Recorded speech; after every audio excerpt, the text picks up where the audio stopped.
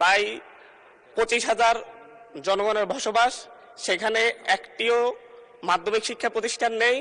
পাশাপাশি সেখানে যে প্রাথমিক শিক্ষা প্রতিষ্ঠানগুলো রয়েছে সেই প্রতিষ্ঠানগুলোতে শিক্ষকের প্রবল সংকট। এই ব্যাপারে পিছিয়ে পড়া জনগোষ্ঠীর জন্য এবং আমাদের প্রত্যন্ত গ্রামাঞ্চলে শিক্ষা ব্যবস্থা পৌঁছে দেওয়ার জন্য সরকারের নতুন কোনো উদ্যোগ আছে কিনা সে ব্যাপারে আমি মাননীয় শিক্ষামন্ত্রীর কাছে জানতে চাই। মাননীয় শিক্ষামন্ত্রী। মাননীয় সংসদ সদস্যকে অসংখ্য ধন্যবাদ।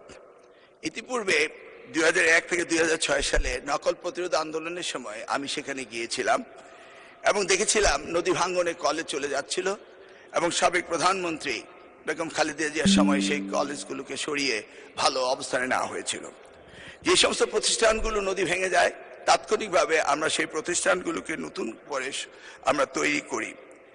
তবে উনি যেটা বলেছেন সেখানে শিক্ষায় ঝরে পড়া, আমরা ঝরে পড়ার ব্যাপারও আমাদের বিভিন্ন প্রজেক্ট থেকে আমরা সেগুলোকে দেখি, পর্যালোচনা করি। উনি যদি লিখিত কোনো নোটিশ দেন তাহলে আমি ওই এলাকার ঝরে পড়ার সংখ্যা, মাধ্যমিক স্কুলের সংখ্যা এবং প্রয়োজন সাপেক্ষে নতুন বিদ্যালয় স্থাপনেরও এই মহান সংসদ থেকে আমরা শিক্ষা মন্ত্রক থেকে উদ্যোগ নেব সেই ব্যাপারে আমরা বলতে পারি।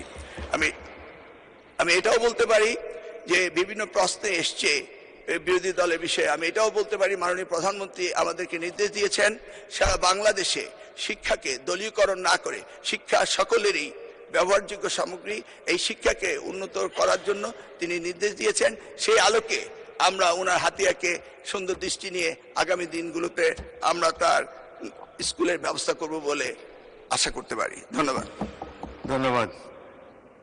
মোহাম্মদ আনোয়ারুল ইসলাম, কুড়িগ্রাম 1।